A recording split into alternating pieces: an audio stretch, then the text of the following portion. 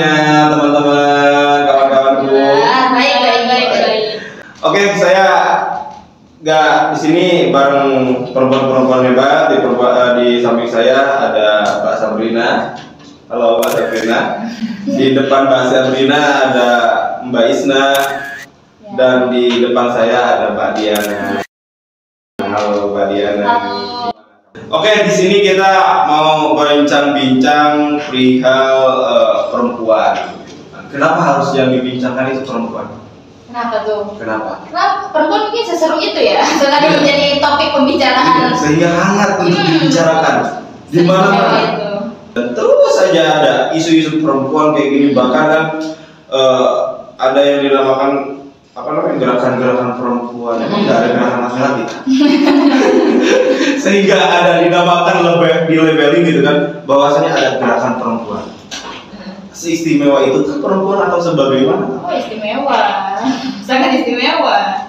Tapi perempuan itu ribet gak sih menjadi perempuan itu? Gimana ya? Semi-semi lah. Semi-semi. Yang kayak gimana emang yang semi ribet itu? Lumayan ribet lah kalau dibandingin sama laki-laki ya.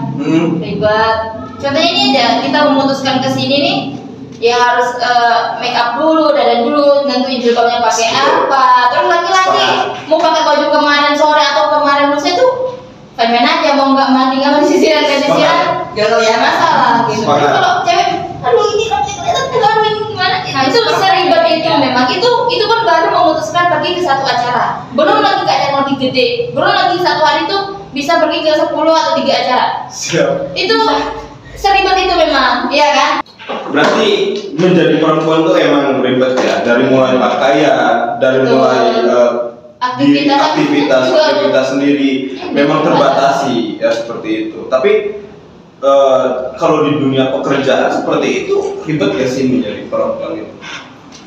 Apalagi kan ini, kalau menurutku sih, kalau aku ya yang kerjanya nggak di dunia Kita karir nih. Iya, Di mana? Tapi kalau menurut aku penampilan itu penting ya. Apalagi kita kerja, kan pasti yang dicari itu penampilan yang menarik gitu.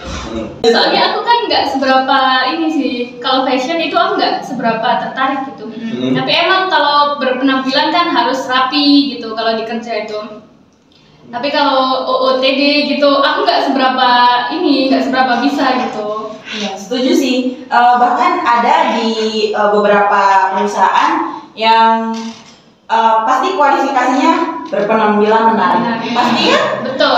Dan bahkan ada beberapa yang mengharuskan karyawannya tidak berhijab karena ya emang mungkin kebutuhan pasar perusahaan tersebut emang untuk orang, maksudnya nggak Islam aja tapi terbuka untuk luar, makanya dia dari perusahaan itu dia ingin mengharuskan karyawannya tidak berhijab. Tapi kan itu salah satu penghambat bagi kita kan, apalagi perempuan muslimah. Iya begitu.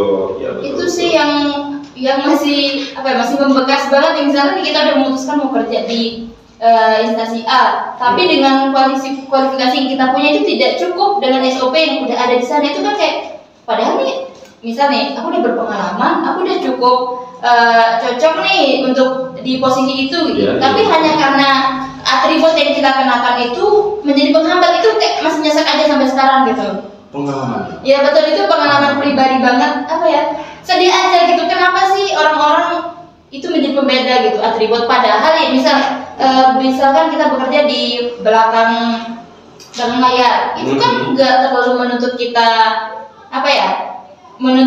untuk harus berjilbab atau harus tetap kelihatan cantik seperti apa gitu. Enggak, kebetulan pada saat itu posisi yang saya mau tuh di bagian produk ya, bukan di bagian servisnya. Iya, emang di mana Mbak? Di daerah mana aja kan? Dulu tuh bukan kerja, tapi kebetulan ya dulu 2 tahun lalu ya, pokoknya pada tahun 2020 itu kan saya pernah kuliah nih, diploma 2 pariwisata nih. Pariwisata pasti nggak cocok lah sama perempuan hijab gitu kan. Jadi kayak hotel, nah mereka kata hotel itu pasti udah beda asumsi orang lain. Cuman setelah saya masuk di situ ternyata nggak seperti itu. Nah itu pengalaman pas nyari tempat PKL itu drama banget. dari hotel satu ke satu lama dipanggilnya, terus setelah dipanggil di interview tidak memenuhi gitu, terus pindah lagi nih, pindah udah sampai 5 hotel nih. Bayangin dari ujung sini sampai ujung sini baru keterima. Gitu. Padahal nih yang aku tuju sebenarnya di hotel ini nih, hotel A. Tapi yang keterima yang mau buka hijab. Bayangin, padahal yang saya minat itu produknya di bagian dapurnya kan. Tapi kalau di bagian servis emang dituntut untuk harus buka hijab nih di sini, harus cantik, good looking gitu. Dengan kualifikasi seperti itu kan mundur. Keberatan banget. Benar, itu kayak nggak bisa nih. Padahal kalau secara mungkin dari segi teori atau pengalaman di kampus gitu kan, sama nih pengetahuannya dari segi skillnya itu sama aja. Tapi nggak kalah saing lah intinya. Benar, tapi dari segi itu aja harus buka hijab. Jadi kan kecewa gitu loh, kenapa sih, ada apa dengan hijab gitu? Kenapa jadi pembatas dan penghalang kita untuk berkarir di dunia tersebut gitu? Jadi susah berarti ya menjadi perempuan karir sebagai perempuan muslimah gitu kayak kita. Kita teman-teman gitu kan sebagai perempuan muslimah untuk berkarir tapi kita terbatas. Betul, gitu. Terbatas sekali itu. Padahal enggak, Islam kan enggak semengekang itu kan. Diberikan kebebasan, kita mau bekerja ya silakan, mau silakan, berhijab ya silakan, bahkan ya dianjurkan gitu kan. Mengapa dunia pekerjaan itu menjadi hal yang bisa dipilih-pilih gitu, bahkan ada yang mengharuskan untuk no hijab gitu kan. Jadi kayak gimana gitu. Tapi Mbak sendiri mau menjadi perempuan yang berkarir? Saya pribadi berkarir di rumah tangga sendiri. Siap. Mbak ini Mbak Sabrin. Kalau aku sendiri, apa yang aku sukai itu yang aku lakukan. Jadi misal aku nanti di masa depan akan di rumah tangga atau aku ingin berkarir, itu bakal aku lakukan ketika aku menyukainya. Apa ya? Bukannya aku semena-mena ya, cuman tapi aku kurang sepakat kalau misal perempuan itu dituntut misal di domestik aja, di rumah tangga aja. Itu kan semuanya sebenarnya kembali ke kemauan diri sendiri, dia mau enggak. Tadi Mbak Isna bilang dia ingin berumah tangga, berarti itu pilihan dia. Dan masing-masing perempuan itu berhak untuk menentukan pilihannya, dia ingin berkarir atau enggak. Jadi kurang sepakat jika ada yang hanya mengharuskan di situ-situ aja ya. Gimana kalau semisal dari teman-teman gitu punya suami tapi suaminya untuk menuntut kita atau perempuannya, istrinya itu udah di rumah aja. Ini perspektif daripada teman-teman kayak gimana coba? Misalnya gimana? Kalau semisal dari nanti kan udah berkeluarga, terus suaminya udah Din kamu nggak usah berkarir aja, gak usah kerja, udah saya aja yang kerja, kamu udah cukup di rumah aja temenin anak-anak gitu. Tapi nggak apa-apa sih kalau misalnya nggak boleh kerja gitu ya kan. Yang penting kebutuhan rumah apapun itu udah tercukupi dari segi cowoknya. Lancar ya. Iya, yang penting lancar rezekinya gitu kan. Jadi tetap meskipun dari dari suami dilarang, yang penting terpenuhi dan tercukupi ya. Iya, yang penting semuanya tercukupi. Dapur tetap menyala intinya gitu. Anak-anak jajan, kebutuhannya untuk sekolahnya, untuk apanya, yang penting tercukupi semua. Biar emak juga. Tapi emaknya juga itu harus benar-benar ada pengkhususan gitu. Nafkah itu kan buat sekedar ini nafkah buat berumah udah, tapi nggak dipikirin kebutuhan istri itu juga harus dipenuhi. Kebutuhan istrinya begitu. Jadi kalau suaminya terus nyuruh di rumah, ya udah yang penting semuanya tercukupi. Siap. Tapi kalau misalnya udah punya anak nih, kan harus pendidikan pertama itu kan orang tua. Nantinya kalau takut kalau ditinggal kerja takutnya anaknya nggak keurus atau gimana gitu kan. Baby sister gimana ya dengan adanya peran baby sister? Tergantung sih, kadang kan ada baby sister yang tiba-tiba mukul atau gimana gitu ya kan. Kan orang tua, sebagai orang tua kan kita juga khawatir akan hal itu. Pengawasan. Tapi berpengaruh gak sih terhadap anak-anak gitu kalau peran seorang ibu digantikan oleh babysitter? Babysitter gitu ya. Pengaruh karena anak itu dididik bukan dititip. Iya. Jadi emang sebisa mungkin anak ya misalnya anak kita gitu ya sebisa mungkin kita yang harus mendidiknya karena kita yang paham. Betul, karena kita udah punya apa ya connect sendiri gitu dengan buah hati kita. Jadi sebisa mungkin dan seharusnya itu dididik oleh orang tuanya sendiri gitu. Berarti secara nggak langsung ini tergantung gimana kita mengkomunikasikan dengan pasangan. Betul. Jadi emang jadi seorang perempuan itu dalam dunia karir juga ribet gitu. Betul. Apalagi nanti kalau udah bersuami istri gitu kan ya. Makin ribet. Makin Berarti kalau ketemu sama cewek-cewek yang kayak gitu. nambah masalah. Contoh. Yang ini buat antisipasi saya ya, biar nggak seperti itu. Emang yang menambah masalah itu cowok yang menambah masalah itu yang seperti apa? Apa ya? Sejauh ini nih menurut pengamatan saya pribadi, kadang yang faktor terbesar kenapa bisa hancur atau kenapa bisa jadi nggak baik-baik aja itu komunikasinya aja sih kurang dijaga. Jadi aku lebih setuju ke tadi Mas Sabrina bilang apapun itu emang harus dikomunikasikan, terlebih lagi soal pola asuh anak. Bagaimana nih parenting kita berdua? Itu harus ada kesepakatan berdua memang benar-benar gitu. Bagaimana pola asuh anak, kemudian job desk nanti di rumah tuh bagian di dapur nanti yang handle cowok apa cewek gitu. Terus bagian bersih-bersih rumah siapa nih? Terus kemudian soal pendidikan siapa yang handle gitu. Jadi itu benar-benar harus sudah di planning sejak sekarang gitu. Itu harus benar-benar udah ada pembahasan dari sekarang. Gitu. Jadi memang al-umum madrasatul ula ya. Tapi bukan berarti seluruh tanggung jawab pendidikan atau mengajar anak itu hanya dilimpahkan ke si ibu. Itu merupakan tanggung jawab kedua belah pihak antara suami dan istri, antara ayah dan ibu.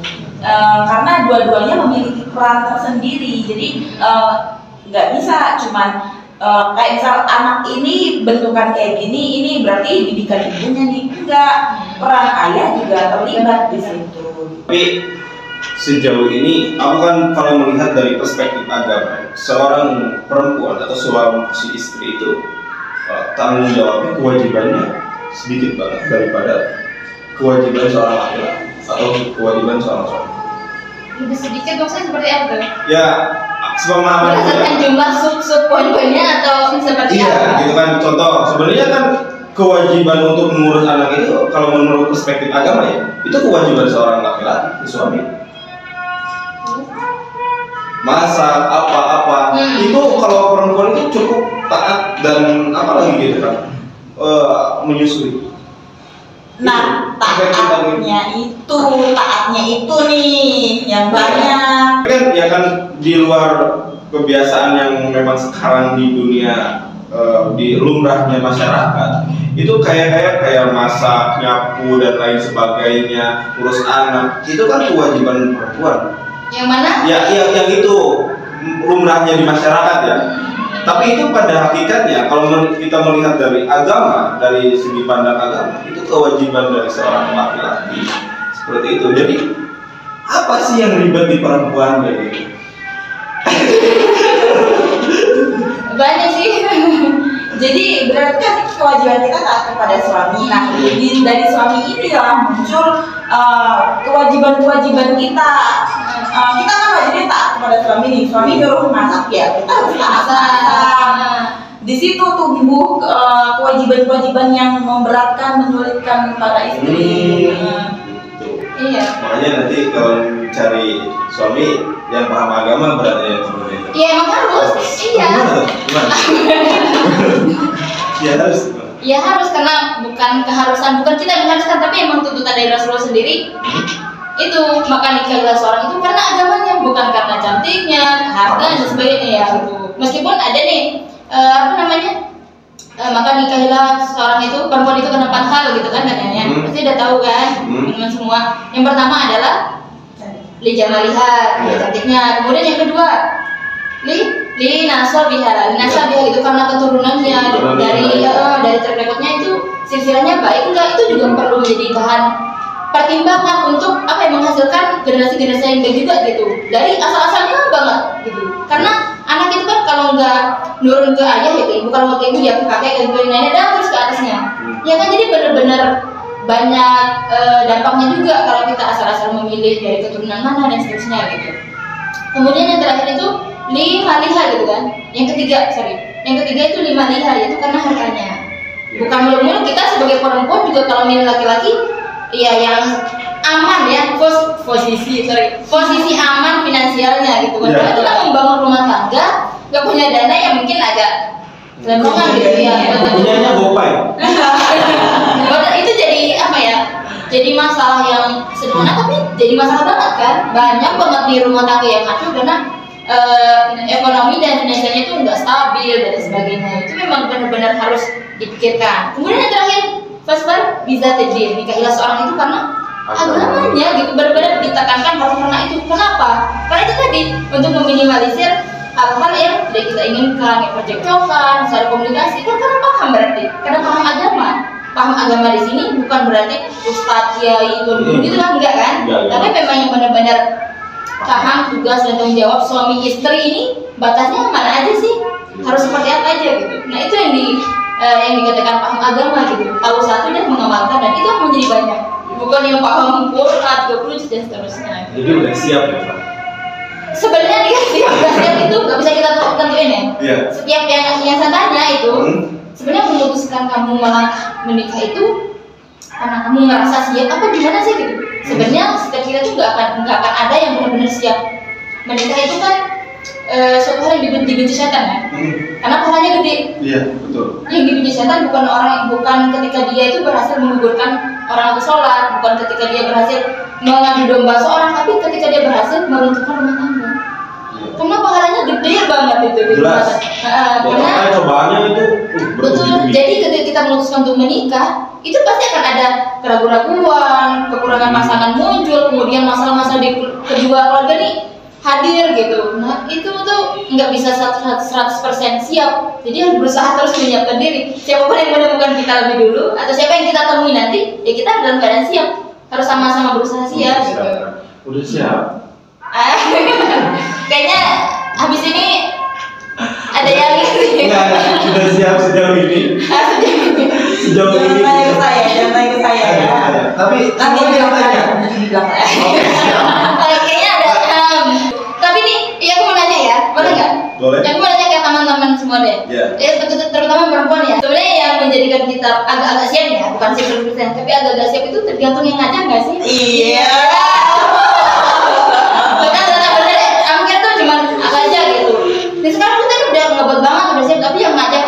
Ya, kayaknya gampang banget sih jadi perempuan. Sebenarnya gampang, gak ribet berarti. Ribet. Gak ribet. Gini ya. Sulitnya gini juga. Kalau misalnya laki-laki memilih perempuan yang salah, artinya salah dalam artian apa ya? Kurang mungkin pendidikannya lebih rendah dari kamu, dari laki-laki ini misal. Terus pergaulannya mungkin gak baik. Tapi dengan memperoleh pasangan yang paham itu tadi, paham agama, itu bisa kalian mengatur perempuannya. Tapi kalau sebaliknya, laki-laki perempuan yang pendidikannya lebih tinggi, kemudian secara status sosialnya lebih tinggi, terus kebalikan dari laki-lakinya, mau nggak nih laki-laki diatur sama perempuan? Kecil kemungkinan suaranya akan didengar. Nah itu susah jadi perempuan. Ketika dia merasa sudah cukup nih, mungkin dari segi ilmunya, uangnya udah aman, kemudian udah cukup dengan dirinya sendiri, tapi dapat nih laki-laki yang berbundar-bundar yang ya apa ya?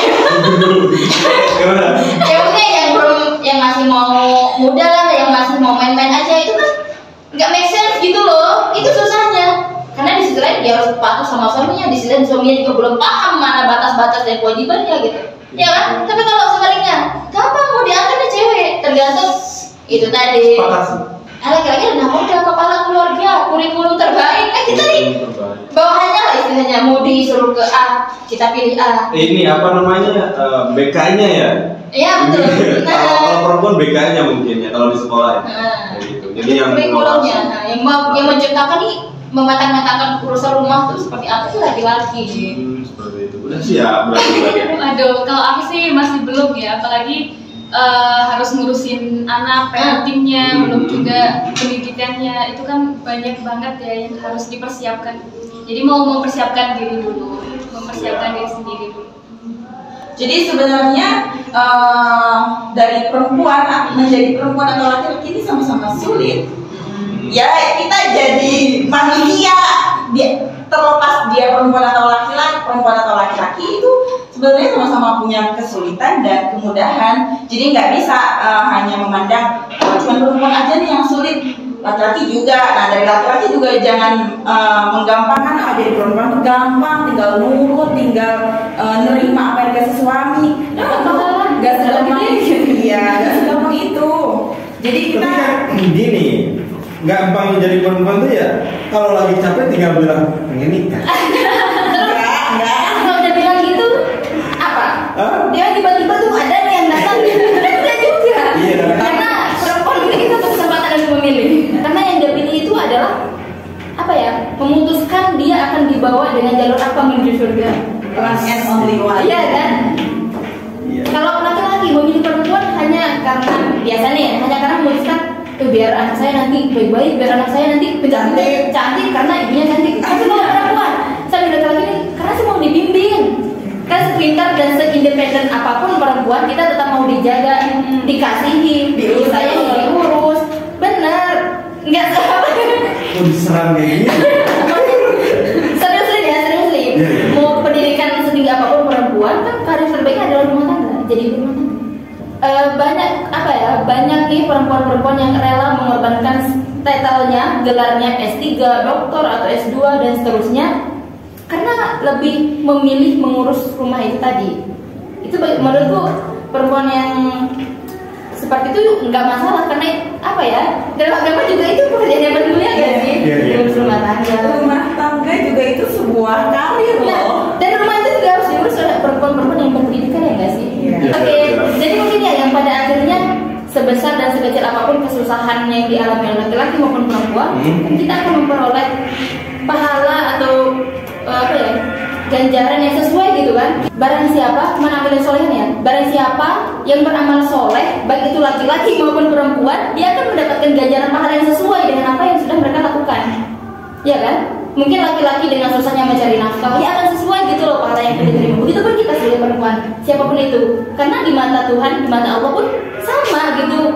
Nggak ada yang dibedakan. Oh ini perempuan jadi harus dibedakan. Oh ini laki-laki pahalanya lebih gede karena tanggung jawabnya dan sebagainya. Enggak, tapi sama gitu. Ya itu tadi yang menjadi pegangan juga buat kita semua. Kita akan mendapatkan apa yang sudah kita lakukan, apa yang sudah kita kerjakan. Oke, cukupkan podcast hari ini.